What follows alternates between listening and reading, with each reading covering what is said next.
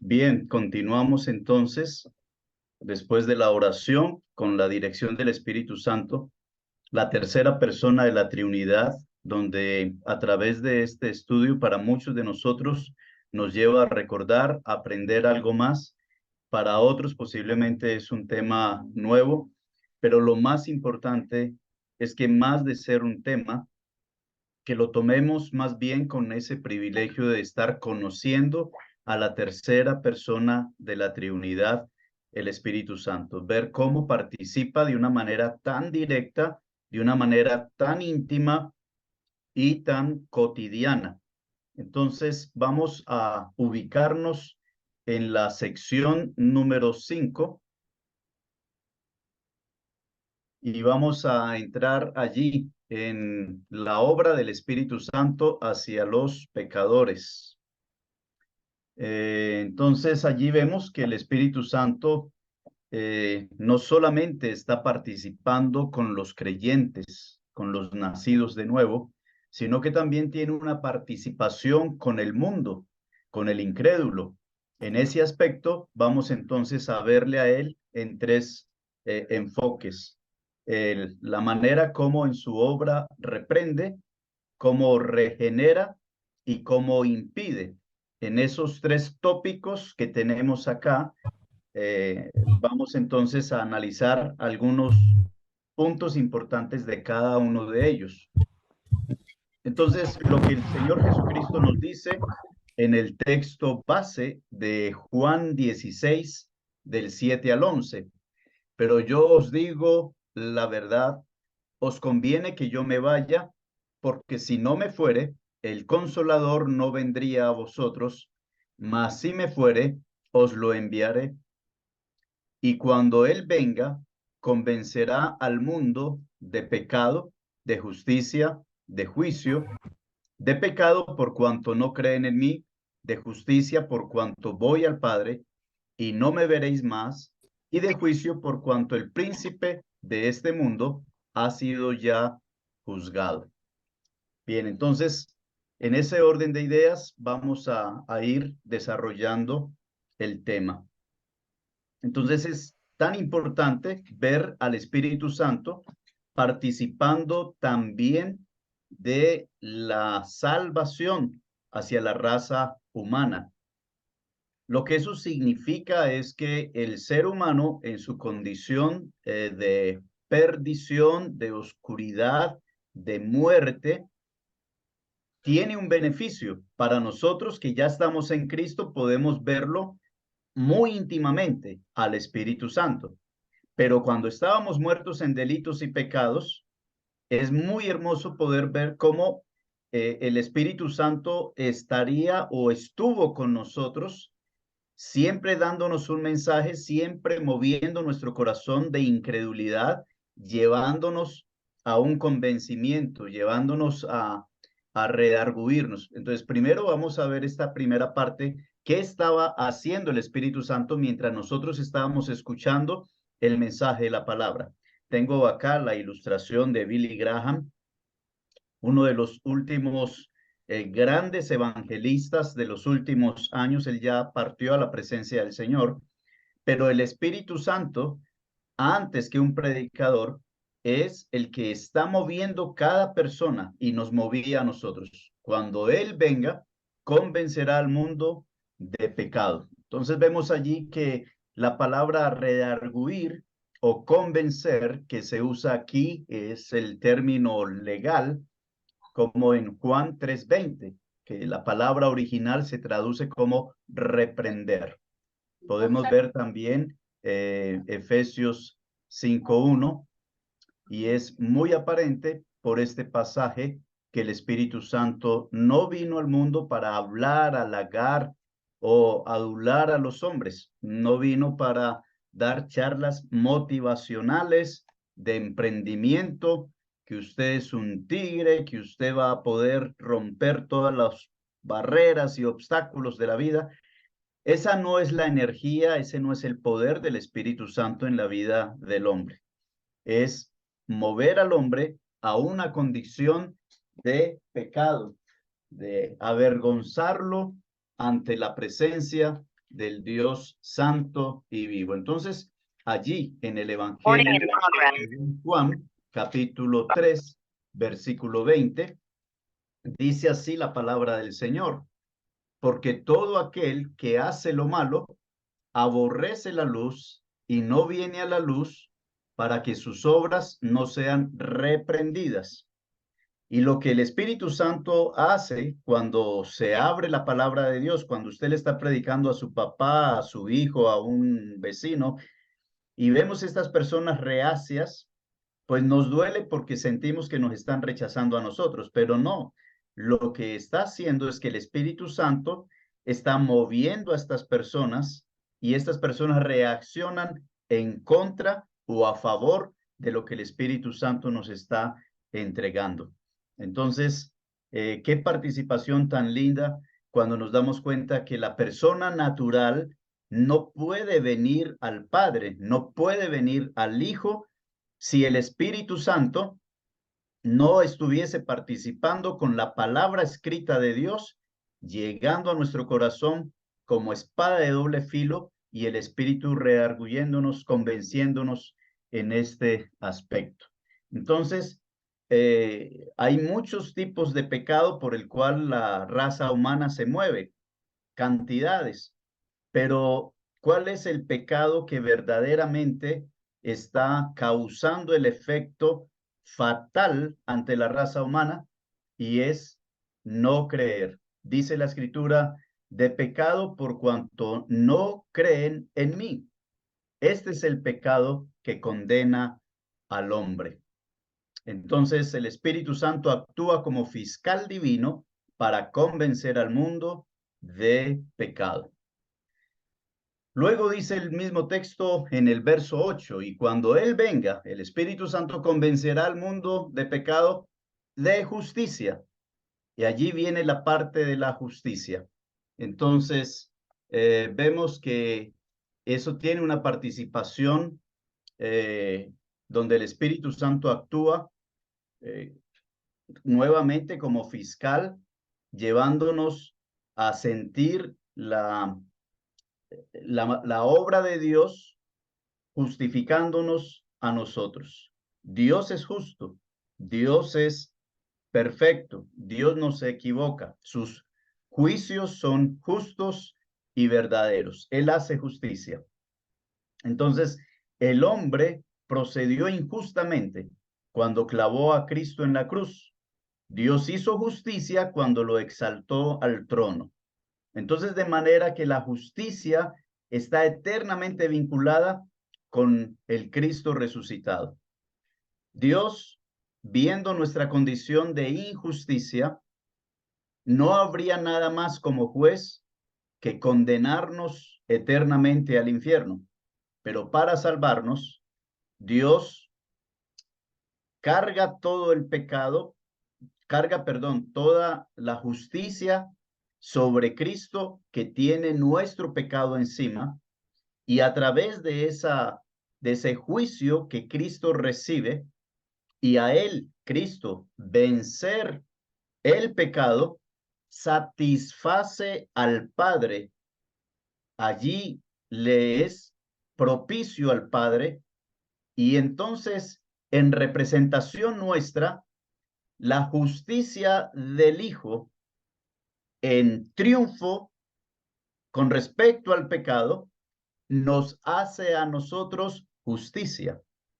O sea que nosotros, al estar escondidos en Cristo y Cristo habiendo recibido el juicio de Dios, entonces ahora nosotros recibimos ese gran privilegio de ser justicia de Dios. Segunda carta a los Corintios 5:21, al que no conoció pecado, por nosotros lo hizo pecado, para que nosotros fuésemos hecho justicia de Dios en él.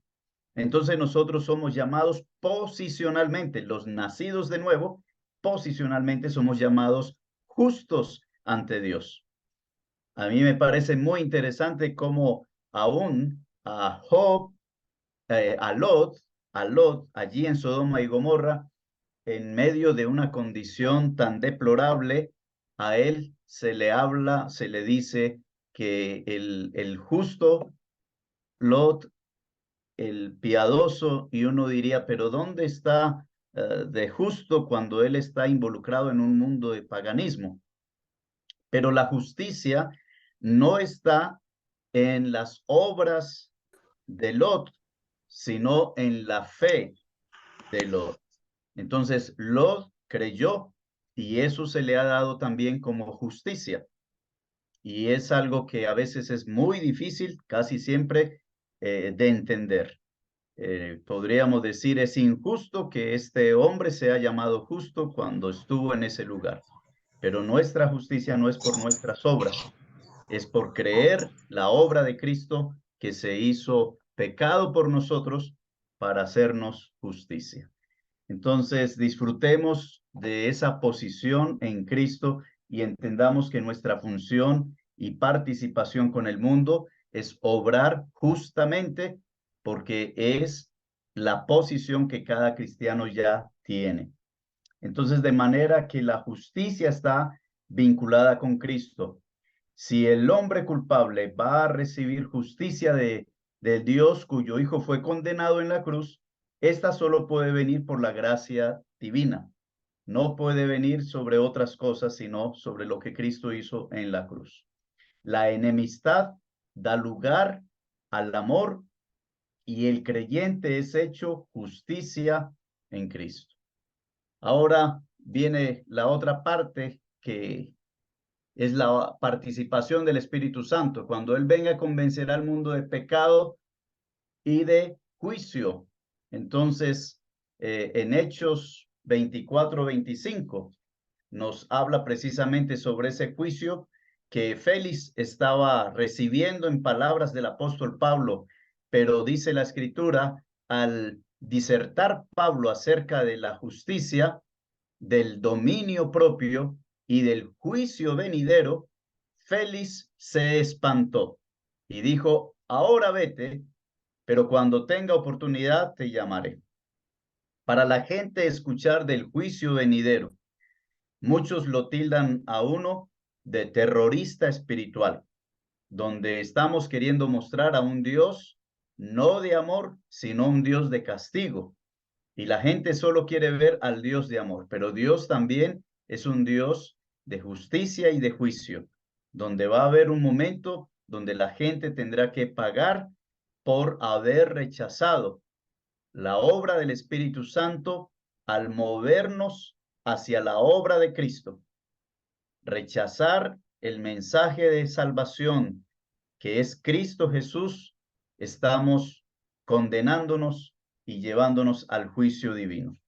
Entonces, el príncipe de este mundo, allí lo tenemos en la parte de abajo de la página 23, Satanás ha sido juzgado en la cruz, de manera que todo su imperio está bajo la condenación divina. Cuando murió Jesús, aparentemente triunfó Satanás, pero cuando él resucitó, todo cambió y quedó rectificada la sentencia. Ahora la condenación parte con el mundo demoníaco y tristemente se va para el mundo incrédulo. Entonces, ahí la justicia se recibe al rechazar a Cristo como Señor y Salvador. Luego tenemos entonces al Espíritu Santo como regenera. Entonces, en la regeneración, tenemos ahí mismo en Juan capítulo 3, versículo 5, respondió Jesús, de cierto te digo que el que no naciere del agua y del Espíritu no puede entrar en el reino de Dios.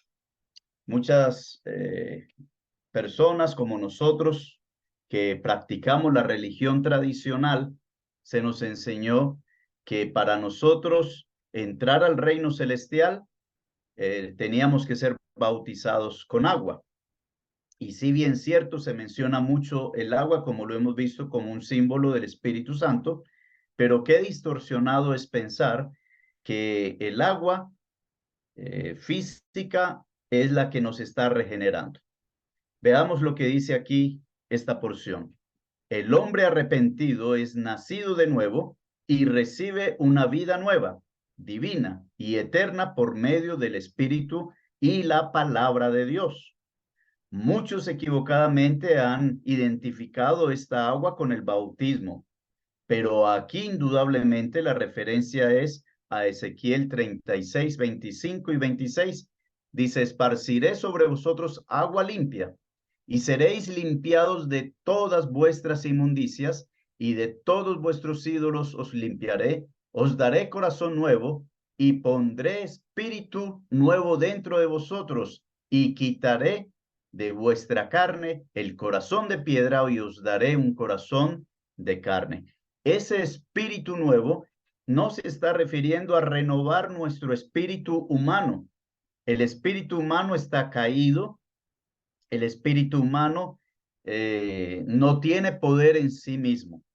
El único poder que puede llevarnos a nosotros a una transformación de vida es que el Espíritu Divino, la tercera persona de la Trinidad, el Espíritu Santo, entre en posesión a nuestro cuerpo, inunde nuestro ser y nuestro espíritu. Solo allí podemos tener el poder de Dios obrando en nosotros. Entonces, encontramos allí en Juan 3:10. Nuevamente dice aquí el texto, respondió Jesús y le dijo a Nicodemo, ¿eres tú maestro de Israel y no sabes esto?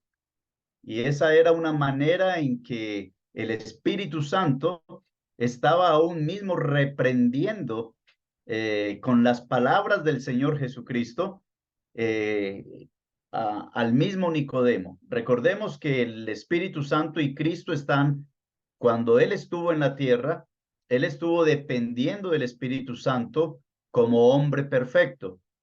Y allí el Espíritu Santo mueve en las palabras del Señor Jesucristo, en la confrontación a Nicodemo, que debería conocer ya estas verdades. Tenemos también la carta de Pedro, primera de Pedro, y es enfocándonos un poco en que el agua y del Espíritu, esa agua que dice Juan 3 no es agua física, sino que está representando la palabra de Dios. Dice en primera de Pedro, capítulo 1, verso 22, habiendo purificado vuestras almas por la obediencia a la verdad, y esa obediencia a la verdad es la palabra, mediante el Espíritu, aquí Espíritu Santo, para el amor fraternal no fingido, amaos unos a otros entrañablemente de corazón puro, siendo renacidos, no de simiente corruptible, y ese renacidos es como eh, me hace recordar la metamorfosis que está teniendo la mariposa, como el gusano empieza a irse formando alrededor de él un revestimiento y él va siendo revestido de una capa hasta protegerlo o cubrirlo todo. Nosotros en nuestra naturaleza de gusanos naturales, perdóneme esa expresión, refiriéndonos ante Dios como condenados, sin esperanza, el Espíritu por la palabra y la fe en Cristo, fuimos renacidos, recubiertos. Y dice acá, no de simiente corruptible, sino de incorruptible por la palabra de Dios. Y aquí entra la palabra de Dios que vive y permanece para siempre. Entonces, es muy claro el pasaje mostrándonos la necesidad de entender que la palabra, el Espíritu, causa en nosotros una nueva vida. Luego tenemos allí Efesios 5:26. Tenemos entonces, perdónenme por acá. Listo, Efesios 5:26 dice así, para santificarla refiriéndose a la iglesia, habiéndola purificado en el lavamiento del agua por la palabra. Esa es la labor que Cristo va a hacer a futuro con la iglesia. En el hecho, perdone, dos cosas que van a suceder. Primero, Cristo nos santifica aquí en la tierra con la palabra, con el lavamiento de la palabra. Y cuando Él venga por la iglesia, Él se la va a presentar a sí mismo, lo dice en el versículo 27, sin mancha, sin arrugas, sin cosa semejante, para presentársela ante Él. Todo eso lo puede hacer solo el Espíritu Santo, la palabra de Dios y Cristo mismo. Así que nosotros como cristianos necesitamos depender de la triunidad del Padre, del Hijo, del Espíritu Santo, de su palabra para honrarle y vivir la vida que el Señor quiere que vivamos como nacidos de nuevo. Bien, vemos entonces acá que el tema de la regeneración va pegado 100% a la obra del Espíritu Santo con la palabra. Luego dice que el Espíritu Santo impide, y nos está hablando de la carta a los tesalonicenses, segunda a los tesalonicenses 2:7, porque ya está en acción el misterio de la iniquidad, solo que hay quien al presente lo detiene hasta que él a su vez sea quitado de en medio. Y esto nos está hablando del anticristo, la manifestación plena del anticristo, con el falso testigo, el anticristo mismo, el falso profeta, lo que llaman por ahí la Trinidad de Satanás, todavía no se ha manifestado. Y la razón de eso es que el Espíritu Santo está acá en esta tierra, en un templo, tomando el poderío, y ese templo se llama la iglesia, como cuerpo viviente espiritual. Entonces, si no fuese por el Espíritu Santo, ya Satanás habría desplegado todo su poderío, pero no ha sucedido por el Espíritu Santo. En la primera carta a los tesalonicenses, capítulo 5, no voy a dar ese estudio acá, pero yo solo quiero motivarles, instarles a ustedes a leer ese capítulo, porque allí se muestra muy claramente que hay dos grupos en la tierra, los que son de la noche y los que son del día. Y cuando se nos dice que Cristo viene como ladrón en la noche, no se está refiriendo al rapto, se está refiriendo, Cristo no viene a los hijos, a los cristianos como ladrón en la noche. El mensaje del ladrón en la noche no es un mensaje positivo, no es un mensaje de bendición ni de paz. Cristo vendrá como ladrón en la noche a los que andan en oscuridad, no a los que están en la luz. Lo que eso significa es que la iglesia no estará pasando por el tiempo de la tribulación y gran tribulación. Primeramente, la iglesia es raptada cuando Cristo venga y escuchemos su voz y iremos en las nubes, Él allí nos recibirá. Pero luego vendrá lo que está en Tesalonicenses, ya cuando Cristo se haya ido con la iglesia, ya no hay nada que detenga el juicio. Ya el Espíritu Santo se habrá ido y ahí vendrá como ladrón en la noche con gran poder y gran gloria ante el mundo incrédulo. En Juan 3:5 respondió Jesús nuevamente a Nicodemo: de cierto te digo, que el que no naciere del agua y del Espíritu no puede entrar en el reino de los cielos. Es necesario creer en el Señor Jesucristo para no gustar, para no pasar por los juicios que vendrán. Allí tenemos la figura de Lot, y Lot nos está representando precisamente al Espíritu Santo, que es el que está impidiendo que Sodoma sea destruida por completo. Cuando ya salió Lot, entonces vinieron los juicios contra Sodoma. Es algo supremamente interesante para nosotros hacer ese trace ahí, ese paralelo. Entonces, vamos ahora, mis amados hermanos, a observar la lección 6. En la lección 6 vemos la unción y el sello por el Espíritu Santo. Entonces, allí vamos entonces a contemplar esta verdad. Ahora pasamos al estudio del gran misterio del Espíritu en el creyente. En esta lección consideramos la unción y el sello. Primero la unción. Como ya hemos mencionado, este asunto solo será necesario tratarlo brevemente, y es que lo habíamos trazado anteriormente.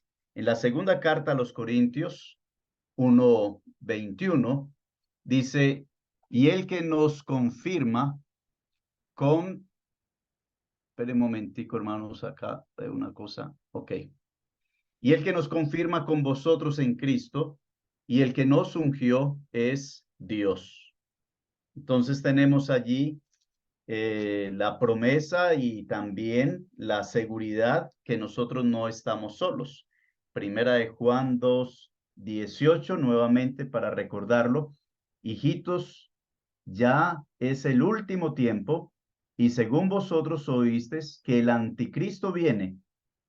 Así ahora han surgido muchos anticristos, pero por esto conocemos que es el último tiempo. Y seguimos en la lectura, todo el pasaje, podemos entender la mezcla entre el inconverso y el creyente. Salieron de nosotros, pero no eran de nosotros. Verso 19, porque si hubieran sido de nosotros, habrían permanecido con nosotros, pero salieron para que se manifieste que no todos son de nosotros. Pero vosotros tenéis la unción del Santo y conocéis todas las cosas. Es muy claro, mis hermanos, que tenemos personas muy parecidas al cristiano. Los tratamos aún como cristianos porque nos engañan, pero la diferencia no la hace que asiste a la iglesia, no la hace que está en ministerios, aún mismo no la hace que es el pastor. Lo que hace la diferencia es que sea una persona que tenga al Espíritu Santo dentro de sí, que haya sido sellada por el Espíritu Santo, haya sido ungida. O sea, el término ungir no es aquí el aceite de almendra o de oliva o de Johnson, no, es al Espíritu Santo dentro de la persona cuando creyó en Cristo como Señor y Salvador. Eso es lo que hace la diferencia. Entonces, por eso el pasaje es tan claro. No os he escrito como ignoraseis la verdad, sino porque la conocéis y porque ninguna mentira procede de la verdad. Recordemos que Jesús dijo, mis ovejas oyen mi voz. Yo soy el camino, la verdad.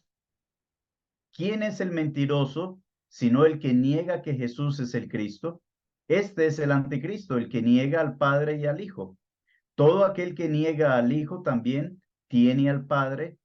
Todo aquel que niega al Hijo también, perdone, tampoco tiene al Padre. El que confiesa al Hijo tiene también al Padre. Luego en el verso, para irnos adelantando un poco, dice, verso 29, si sabéis que Él es justo, sabed también que todo el que hace justicia es nacido de Él. Primera a Timoteo 1:19, manteniendo la fe y la buena conciencia, desechando la cual naufragaron en cuanto a la fe algunos. Entonces, muchas personas naufragan simplemente porque no habían creído verdaderamente en el Hijo de Dios. En Juan 10:5 dice, mas el extraño no seguirán, sino huirán de él, porque no conocen la voz de los extraños. Ahí está hablando el Señor Jesucristo como el buen pastor y nosotros como sus ovejas. Ese es el gran peligro que tiene el rebaño. Es el gran peligro que tenemos nosotros con el Internet. Hay muchos expositores y la verdad es que no nos podemos dar el lujo de decir, a mí me gusta todo lo que hable de Dios. Es muy peligroso, mi hermano y mi hermana, atender a toda voz que escuchemos en el Internet. Necesitamos leer primero la palabra de Dios, donde el maestro es el Espíritu Santo, para discernir los peligros que estaremos enfrentando en el mundo del sincretismo, de tanta religión, de tantos conceptos religiosos. La unción y el sello por el Espíritu Santo, el cual también nos ha sellado, nos ha dado las arras del Espíritu en nuestros corazones. Segunda a los Corintios 1:22. Esto de nos ha sellado, es importante entender que no es que el Espíritu Santo nos selle a nosotros. El Espíritu Santo, él mismo es el sello. No confundamos pensar que el Espíritu me selló. No, él mismo es el sello y esa es la garantía del sello del Espíritu Santo. No que él tenga un sello para sellar, es que él mismo es el sello. Como Jesucristo dijo, yo soy el camino. No es uno de los caminos, es él mismo el camino. Efesios 1:13 y 14.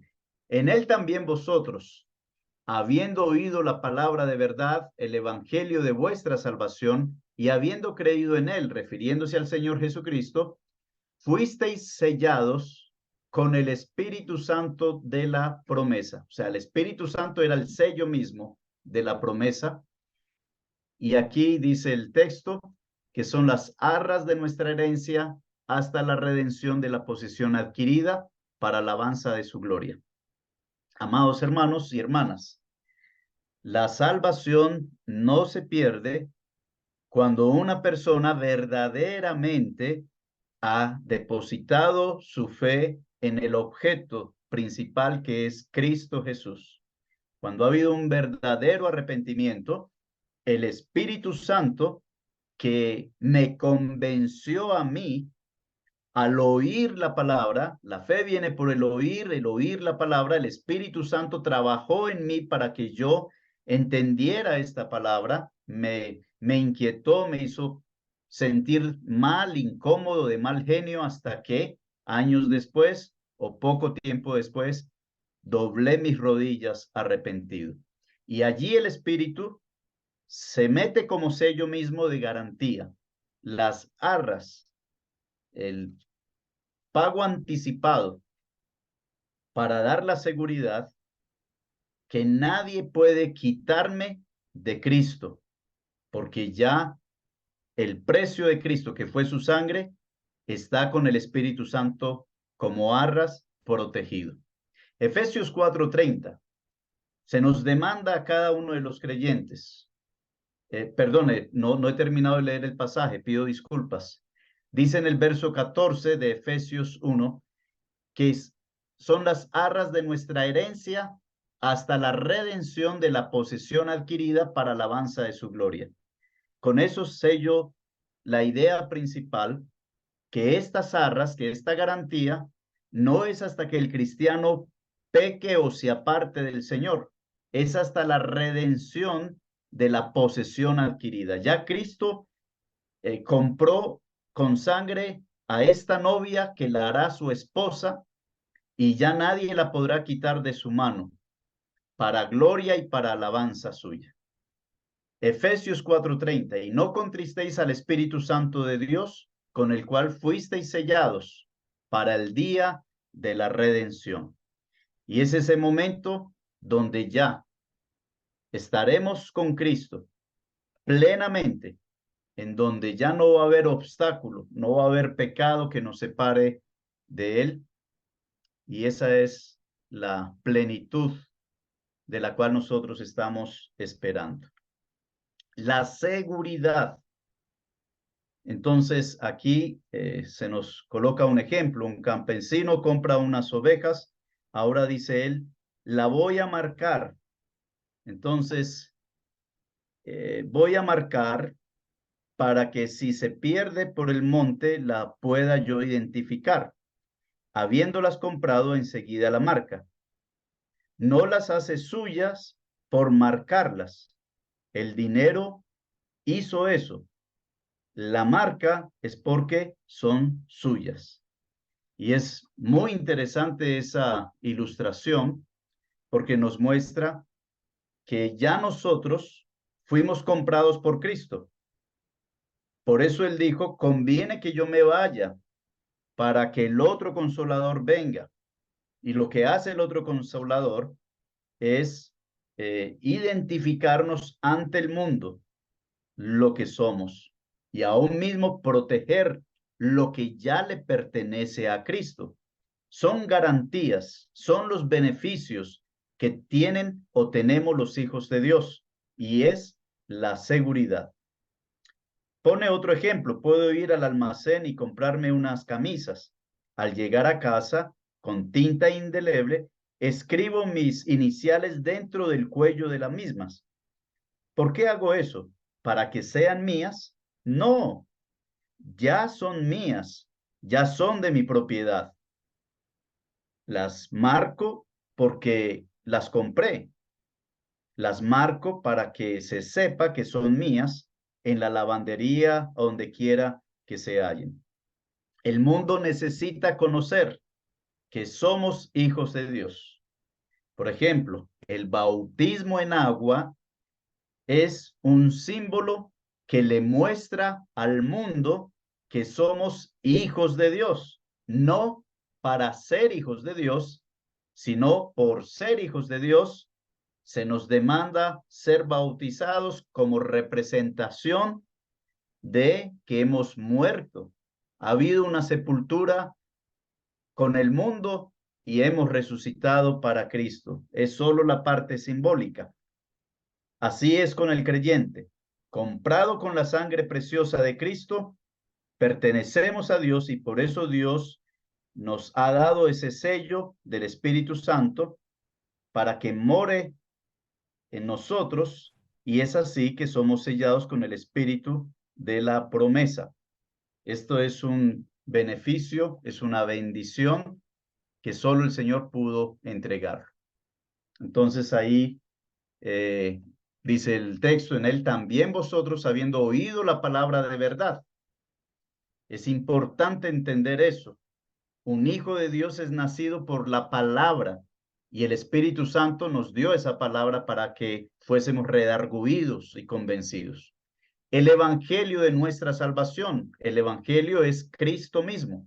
Y habiendo creído en él, en Cristo, fuisteis sellados con el Espíritu Santo de la promesa. Mateo 27:66. Entonces ellos fueron y aseguraron el sepulcro, sellándolo con la piedra y poniendo allí un guardia. Entonces podemos ver aquí en la figura lo que estaba sucediendo con los soldados romanos. Ellos tenían que poner ese sello en la tumba porque los sacerdotes y fariseos habían hablado acerca de que se podrían robar el cuerpo de Jesús y luego decir que había resucitado. Pero no importó ese sello humano. Ese sello humano fue quitado con el poder de la resurrección del Señor Jesucristo. Lo que no puede suceder con el sello de Dios. El hombre no puede quitar lo que Dios pone. Así que estemos seguros de nuestra salvación, de la plena compañía. Hasta que Cristo nos lleve a su presencia, el Espíritu se encarga que estemos seguros en Él, aún en medio de nuestras flaquezas y debilidades. En Esther encontramos otra figura del sello, lo importante que es un sello para la raza humana, y por eso la ilustración. Y sellarlo con el anillo del rey, porque un edicto que se escribe en nombre del rey y se sella con el anillo del rey no puede ser revocado. Esa es la firma o ese es el sello de la autoridad humana.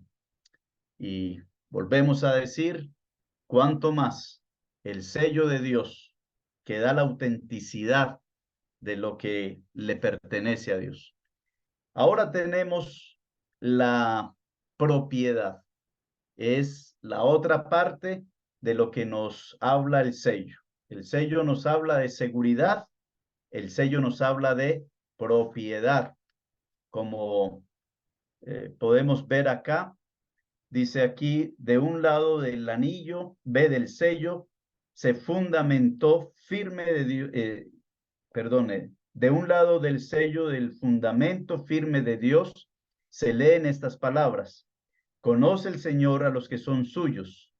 Segunda a Timoteo 2:19. Él conoce a los que son suyos, pero quiere que los hombres también le conozcan.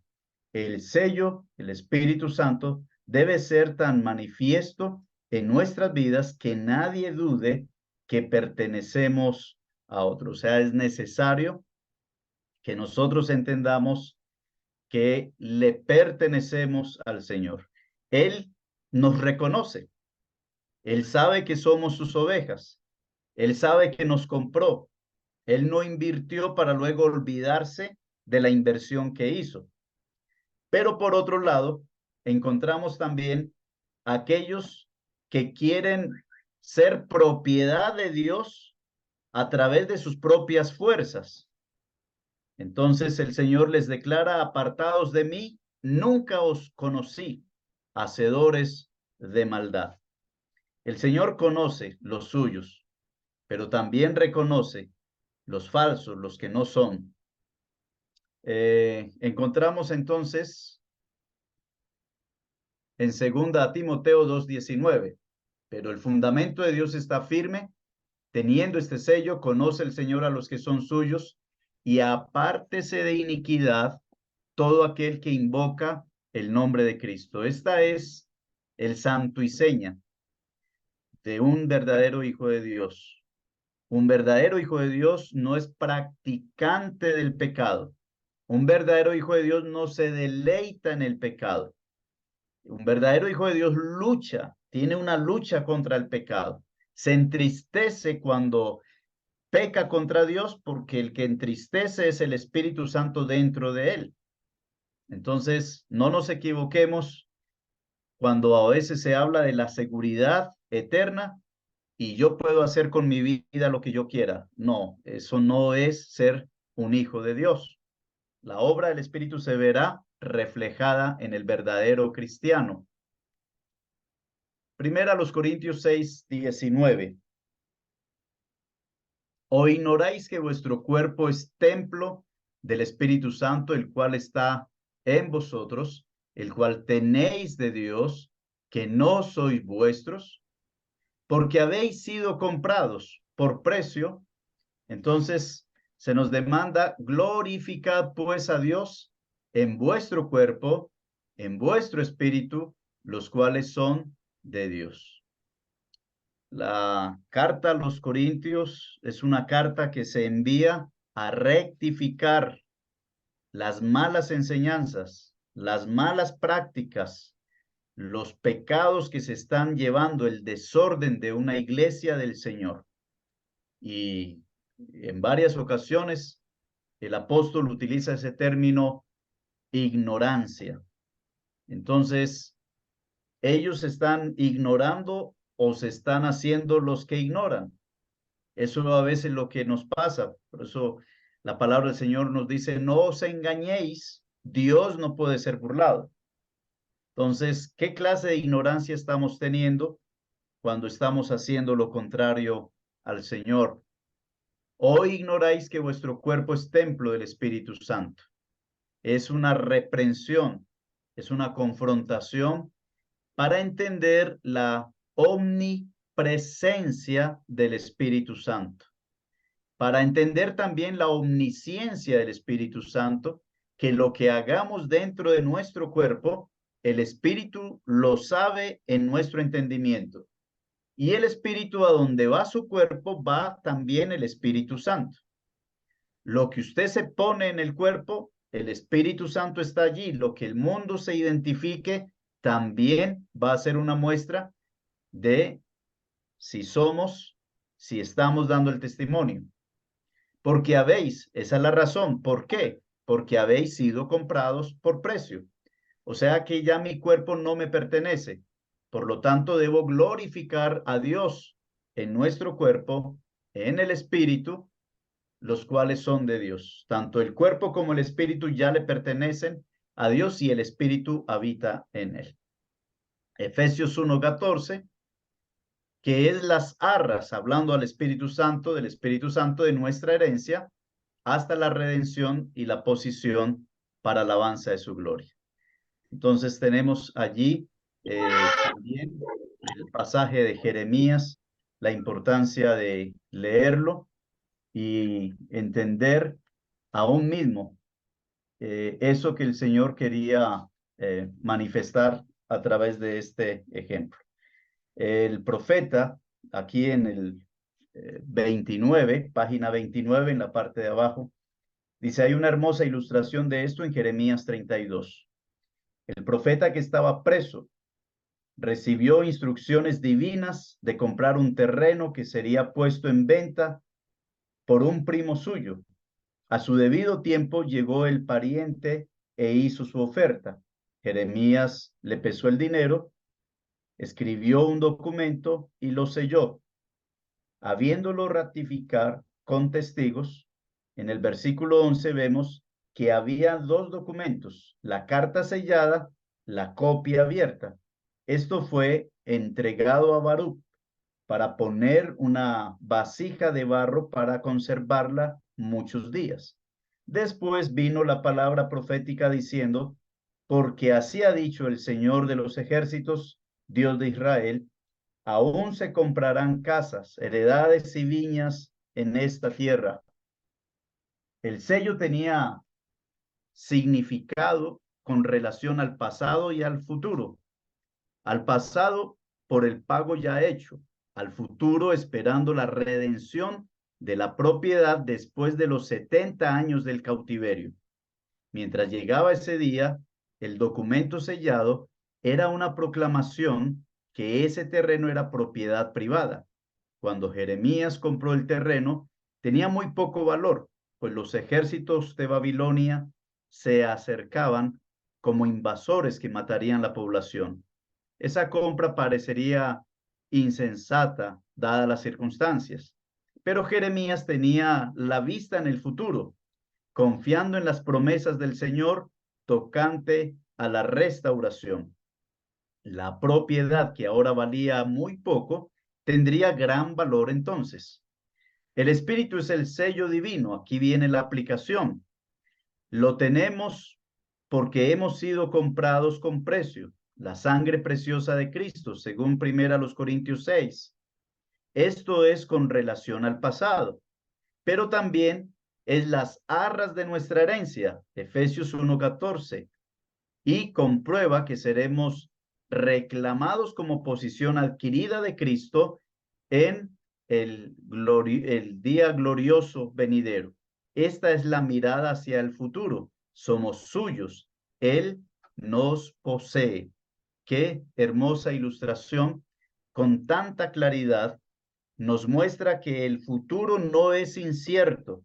El Señor lo conoce, conoce el futuro para nosotros, porque Él ya nos compró y nosotros hemos aceptado esa compra de Él en nuestras vidas. La seguridad del cristiano con el Espíritu Santo como las arras, como el sello y la compra de Cristo por nuestras vidas. Qué maravilla es esta verdad escritural, cuánto gozo nos debe generar. El secreto. Entonces tenemos allí, perdone aquí, vamos a leer el secreto que no lo tengo en la diapositiva. Hay dos razones para sellar una carta o documento: para seguridad y para que su contenido sea secreto. Estamos en la página 30. No queremos que el contenido de nuestra carta privada esté a la vista de los curiosos. El sello asegura que el documento sea secreto. En tiempos de guerra hay cargamentos que van sellados y hay documentos que se describen como órdenes selladas. Hay envíos comerciales que se hacen sobre lacrados. Hay depósitos afianzados. El contenido no es manifiesto hasta que llegue a su destino o se presente el dueño. El libro con 7 sellos en Apocalipsis 5 contenía información secreta. Lo mismo sucede con las voces de los 7 truenos en Apocalipsis 10:4. Las profecías de Daniel debían ser selladas hasta el tiempo del fin. El pueblo de Dios ha sido sellado por el Espíritu, por él. Pero vendrá el día cuando el mundo se asombrará ante la manifestación de los hijos de Dios. No habrá secreto entonces. Mirad cuál amor nos ha dado el Padre para que seamos llamados hijos de Dios. Por eso el mundo no nos conoce, porque no le conoció a él. Amados, ahora somos hijos de Dios y aún no se ha manifestado lo que hemos de ser, pero sabemos que cuando Él se manifieste, seremos semejantes a Él, porque le veremos tal como Él es. Y todo aquel que tiene esa esperanza en Él, se purifica a sí mismo, así como Él es puro. Me hace pensar aún mismo, mis amados hermanos, que en el Antiguo Testamento la iglesia no era conocida. Por eso se le llama el misterio. En este momento estoy pensando en el secreto. Lo que el hombre no conocía, lo que Israel no conocía, Dios lo tenía en secreto, la iglesia. Y la iglesia tiene otros secretos que el mundo desconoce por completo y se nos han dado a revelar a nosotros como hijos de Dios. Así que estamos confiados en estas promesas, que aunque para el mundo no son entendibles, no las pueden comprender, para nosotros están en la luz. Gloria al Señor, porque Él nos ha dado a su Espíritu para entender todas estas cosas. Bien, entonces continuamos con la séptima lección. Y allí, en la séptima lección, encontramos las arras y el testimonio. En la segunda carta a los Corintios 1:22 dice: el cual también nos ha sellado y nos ha dado las arras del Espíritu en nuestros corazones. Nosotros ya habíamos visto también esta figura, este tipo del Espíritu Santo, como las arras. Adicionamos allí el testimonio. Entonces vamos a recordar lo que ya hemos visto y ampliarlo un poquitico más. En la segunda carta a los Corintios 5:5, mas el que nos hizo para esto mismo es Dios, quien nos ha dado las arras del Espíritu. Efesios 1:14, que es las arras de nuestra herencia hasta la redención de la posición adquirida para alabanza de su gloria. Entonces, vemos allí que las arras, la prenda de garantía, se hace bastante familiar. Notemos que en estos pasajes el sello está estrechamente vinculado con las arras.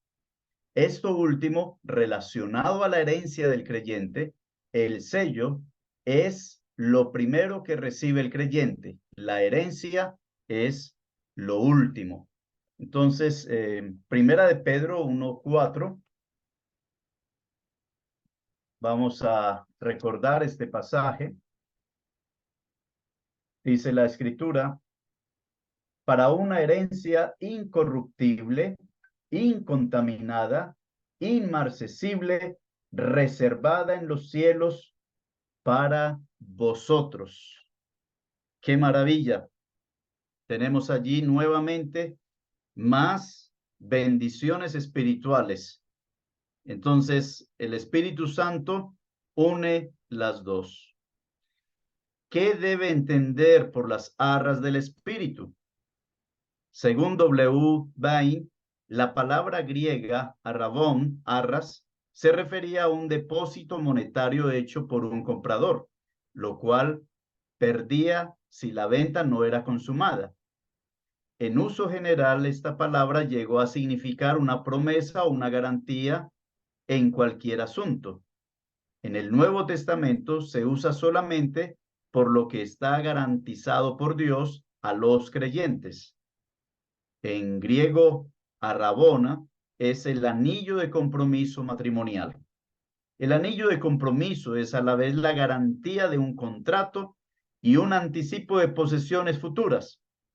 Tal como sucede entre jóvenes que se aman, así el que ama nuestra alma nos ha dado una prenda anticipada el día de la boda. El siervo de Abraham, allí con Rebeca, la prometida de Isaac, entonces encontramos allí que dio joyas y vestidos en Génesis 24:53. José, príncipe en Egipto, envió un gran cargamento de cosas buenas a su padre Jacob, Génesis 45.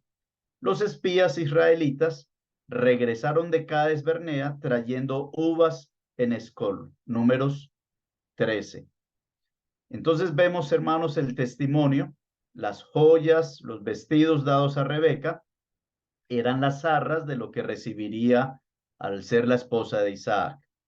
El cargamento que envió José era para el anciano Jacob, las arras de lo que recibiría al llegar ante José en Egipto.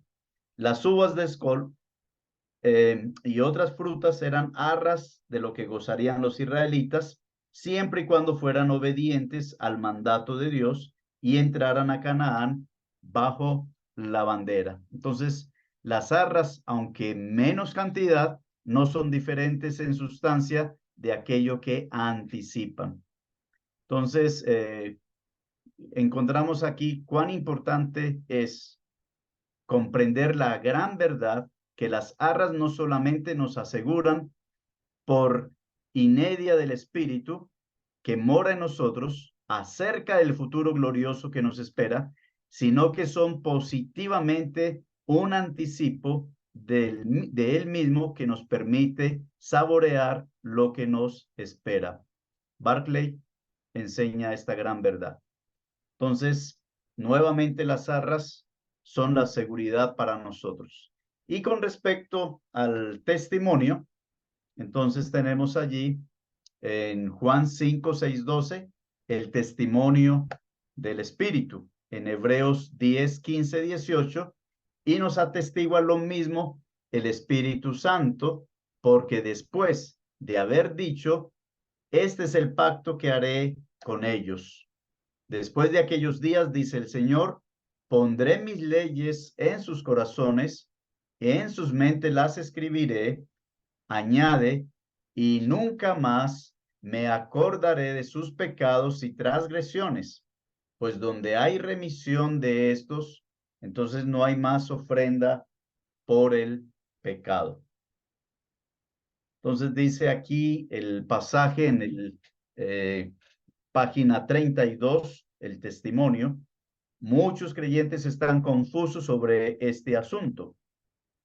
Para comprender lo que Dios nos quiere decir sobre esto, debemos leer detenidamente y con oración Hebreos 10, 15, 18, Romanos 8, 16 y Primera de Juan 5, 6 al 12. El estudiante se dará cuenta que hay dos preposiciones relacionadas al testimonio del Consolador. Testifica a nosotros, con nosotros y en nosotros. Entonces vemos acá Romanos 8:16. El Espíritu mismo da testimonio a nuestro espíritu de que somos hijos de Dios. Entonces, a nosotros, Entonces el testimonio a nosotros acerca del perdón. Entonces dice la escritura, porque con una sola ofrenda hizo perfectos para siempre a los santificados. Entonces ahí está a nosotros. ¿Qué hizo la ofrenda de Cristo? Nos presenta en condición de perfectos. Posicionalmente, si bien cierto, nosotros en nuestra vida cotidiana tenemos una lucha con una naturaleza pecaminosa. El Señor no quitó la naturaleza pecaminosa estando nosotros acá en la tierra. Por eso es la lucha que tenemos. Eso no nos hace ser perfectos en todo el 100% de la palabra, pero se nos demanda caminar a la perfección. Y caminar a la perfección es a lo que en Efesios 4 nos habla de ser como el varón perfecto que es Cristo. Imitar a Cristo, ser como Cristo, es andar hacia la perfección.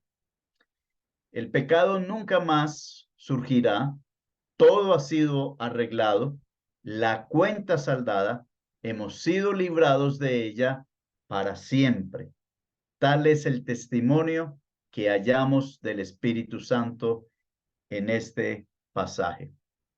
Es el regalo más grande que podemos tener, y es que no lo estamos haciendo nosotros, es el Espíritu Santo quien lo hace por nosotros y Cristo aún mismo. Entonces, pensemos del Espíritu Santo como testigo.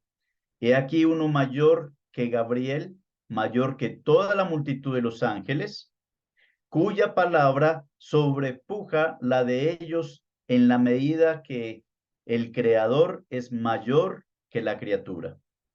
Si Él da testimonio, podemos recibirlo sin reservas, pero ¿cuál es el testimonio del Espíritu? Cuando fue escrita la epístola a los Hebreos, el grande sacrificio ya se había ofrecido. La sangre preciosa, cuya eficacia propiciatoria jamás menguará, ya había sido derramada. ¿No resultarán mejores cosas de este sacrificio que los ofrecidos por los judíos anteriores? ¿Sufrirán aún intranquilidad, incertidumbre y una carga en la conciencia del que ampara bajo la sangre de Cristo? Es imposible, porque con una sola ofrenda hizo perfectos para siempre a los santificados. Y nos atestigua lo mismo el Espíritu Santo, y allí en Hebreos 10:14 dice, perfectos para siempre. El pecado nunca más surgirá, todo ha sido arreglado, la cuenta saldada, hemos sido librados de ella para siempre. Tal es el testimonio que hallamos en este pasaje. Entonces, dice así el contenido. A continuación viene el testimonio claro y confirmativo del Espíritu Santo. Un testimonio que se da en la palabra maravillosa, comprensible, y es en Jeremías 31, 33 y 34. Y se citan especialmente por razón de la frase final. ¿Cuáles son estas palabras? ¿Cuál es el testimonio de este testigo divino? Es este, y no me acordaré de su pecado. ¿Acaso hubo testigo en algún juzgado terrenal que diera un testimonio tan claro y determinante como este? Es para reflexionar y darnos cuenta, como si fuesen preguntas retóricas, donde no hay más que pensar, sino la seguridad que nos da este testigo divino, el Espíritu Santo. Cristo mismo también ante el Padre como el sumo sacerdote intercediendo día y noche por nosotros. Bien, hermanos, voy a pedir el favor a un hermano o una hermana si quiere ayudarnos con la lectura con nosotros acerca de la adopción.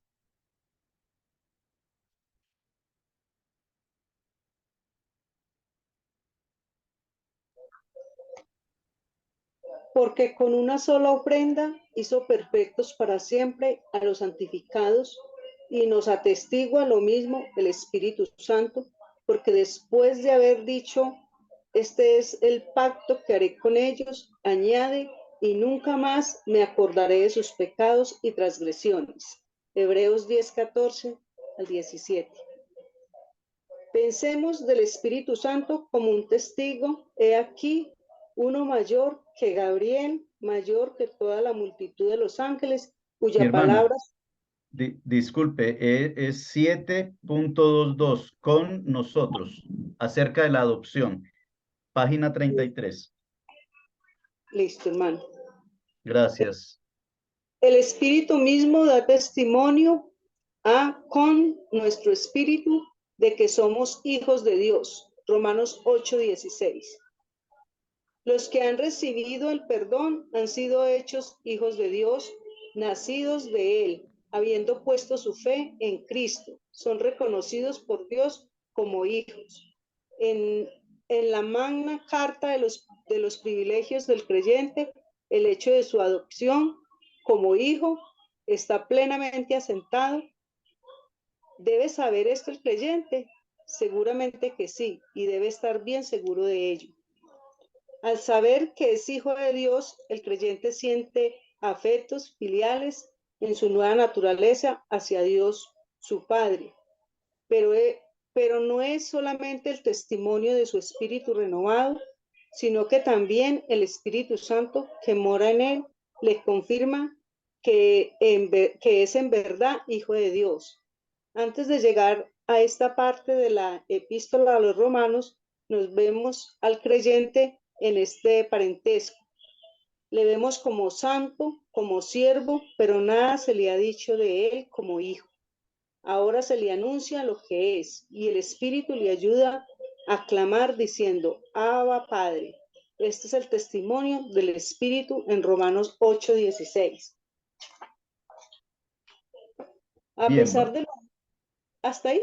no, bien pueda mi hermana. Hágale. A pesar de lo mucho que se ha contristado el espíritu y que por ello tenga que dirigir la atención del creyente a sus faltas, las cuales debe confesar, pues han sido causa de interrupción de la comunión con Dios. El espíritu nunca hace que el creyente dude su perdón o posición como el Hijo de Dios. ¿Podrá el espíritu hacernos dudar del valor de la sangre de Cristo? ¿Podrá desacreditar el testimonio de él mismo, que él mismo da, y el parentesco del cual él mismo es la prueba? Jamás. Una pregunta.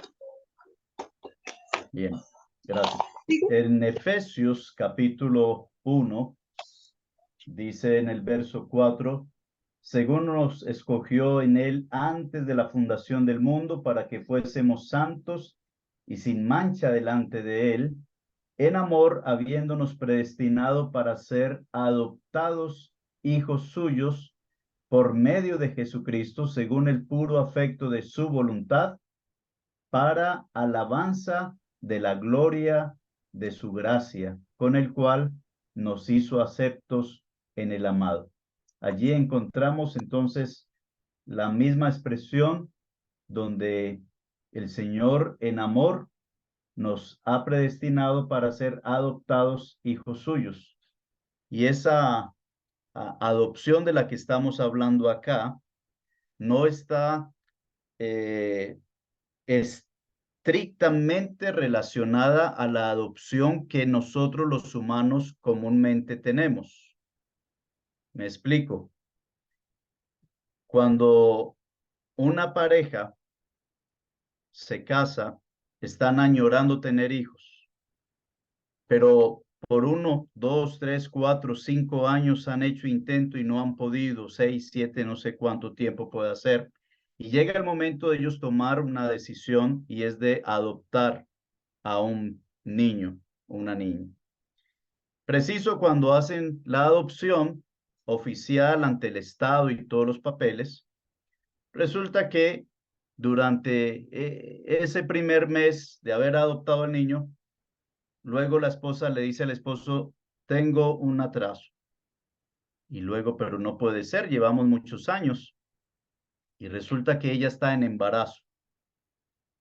Ahora, la relación que ellos tienen con este hijo adoptado es una relación hermosa de entregarle todo lo mejor. Pero ¿qué creen ustedes? ¿Es lo mismo con este bebé que viene en camino, que viene con la genética de los padres? ¿Creen ustedes que es la misma relación? No, No, no porque el bebé es el anhelado. correcto. Una de las cosas que tenemos claro en el Evangelio según Juan es que nosotros no hemos nacido de carne y sangre, sino de Dios. Nosotros no hemos sido de segunda clase. Hemos nacido de nuevo netamente por Dios. Somos hijos originales. La sangre de Cristo fue derramada por nosotros. Somos hijos auténticos.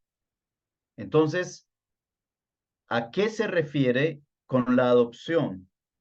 La adopción acá está enfocada a la herencia que viene.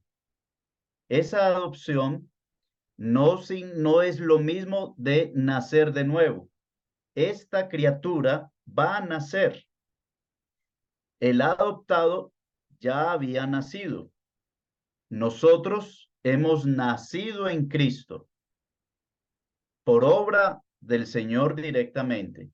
Nadie va al Padre sino por el Hijo, nadie va al Hijo sino por el Padre, y el Espíritu es el que convence y nos da nueva vida. Solo quiero clarificar esa parte porque nosotros no hemos sido adoptados en la categoría que humanamente decimos. La adopción tiene que ver con la plenitud de esa herencia y serán nuestros cuerpos glorificados. Es la esperanza final de ser como Cristo es. Cuando ya ahí en Primera de Juan capítulo 2, capítulo 3 nos está hablando que nuestros cuerpos serán transformados. Ahí se da la plenitud de esa adopción, que es esa herencia que tenemos en ese sentido. Solo quería hacer ese paréntesis acá para hacer una diferencia y sin duda el Espíritu Santo nos está entregando esa herencia futura de nosotros ser como Cristo, pero ya con cuerpos glorificados. Esa es la adopción que estamos esperando. Sin duda, no se puede tener adopción si no se es nacido de nuevo. Por eso están muy ligadas, pero son diferentes. Ahora, ¿quién quiere leer en nosotros? ¿Quién me ayuda con esa lectura?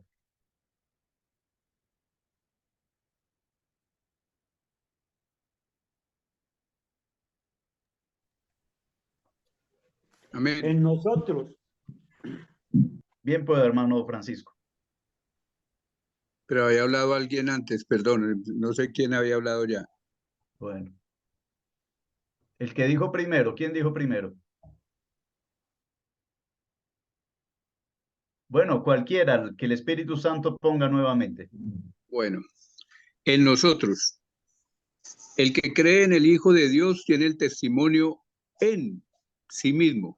Primera de Juan 5:10. Aquí el Espíritu no nos atestigua que nuestros pecados nunca más serán recordados, ni da testimonio a nuestro espíritu que somos hijos de Dios.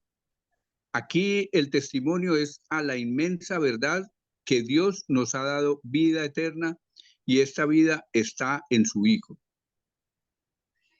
Abro comillas. Y tres son los que dan testimonio en la tierra: el espíritu, el agua y la sangre.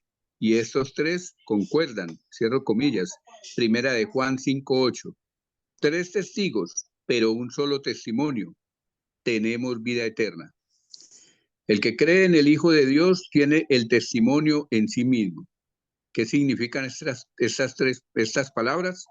Ciertamente quieren decir que el Espíritu Santo mismo mora en el cuerpo del creyente. Abro comillas. ¿O ignoráis que vuestro cuerpo es templo del Espíritu Santo, el cual está en vosotros? Cierro comillas. 1 Corintios 6:19. Habiendo nacido otra vez y siendo lavados por la sangre preciosa de Cristo, el creyente es sellado con el Espíritu Santo de la promesa, y el Espíritu que así le es dado le atestigua que tiene vida eterna y que también son suyas las arras de la herencia que recibirá en un día venidero de gloria. Efesios 1:14. En Primera de Juan 5, del 6 al 12, encontramos algo muy interesante. El testimonio se refiere tanto a la persona del Espíritu Santo como a aquello de lo cual testifica. En otras palabras, el Espíritu Santo es el testimonio y da testimonio. Su testimonio es que Dios nos ha dado vida eterna, lo cual tiene todo aquel que cree en el Hijo. El Espíritu mora en nuestros corazones, versículo 10, y desde allí nos asegura que porque tenemos a Cristo, tenemos vida eterna. Todo gracias a la obra del Salvador en la cruz. Amén. Amén. Entonces, nos podemos ya hacer el pequeño resumen en cuanto al testimonio del Espíritu Santo. Con respecto a nosotros, en razón al perdón, donde ya podemos estar seguros que el Señor ha echado todos nuestros pecados al fondo del mar y nunca más se volverá a acordar de esos pecados. Por donde pasó la sangre de Cristo, nada quedó. Esa fue la obra perfecta de Cristo en cuanto al perdón, y el Espíritu Santo nos atestigua esto. También el Espíritu nos atestigua con nosotros en razón a la adopción y a la herencia adquirida para nosotros después, al haber sido hijos nacidos. Vamos a recibir la adopción de nuestros cuerpos cuando sean transformados y glorificados semejantes al cuerpo de Cristo. Esa es la adopción de la herencia adquirida, donde el Espíritu también nos atestigua, nos certifica con nosotros. Y en nosotros tiene que ver ya con la plena seguridad dentro eternamente con Cristo, donde para siempre nos hace perfectos. En este momento no estamos moviéndonos en esa perfección, pero eso no significa que no vamos a ser perfectos. En Cristo Jesús, después de la adopción, recibimos la perfección. Y es allí donde el Señor presenta a la iglesia, se la presenta a sí mismo sin mancha, sin arruga, sin cosa semejante. La perfecta perfección, donde allí no habrá llanto, donde allí no habrá dolor, donde allí no entrará cosa inmunda. Esa perfección, los hijos nacidos de nuevo o la iglesia, eternamente y para siempre con Cristo. La seguridad de la eternidad en nosotros. Entonces, qué lindo es poder ver este regalo, esta gracia, este don que el Señor nos ha dado, y al otro consolador que nos está enseñando qué hace este consolador a beneficio nuestro. Apropiémonos de ello. Vivamos la vida en fe a lo que la palabra de Dios nos enseña. Guardémonos de todo viento de doctrina que distorsiona las promesas del Señor, que no nos lleven a vivir vidas insatisfechas, sin fe, sin esperanza, cuando el tesoro lo tenemos seguro acá. No es más. Un abrazo para todos y, por favor, un hermano que termine en oración.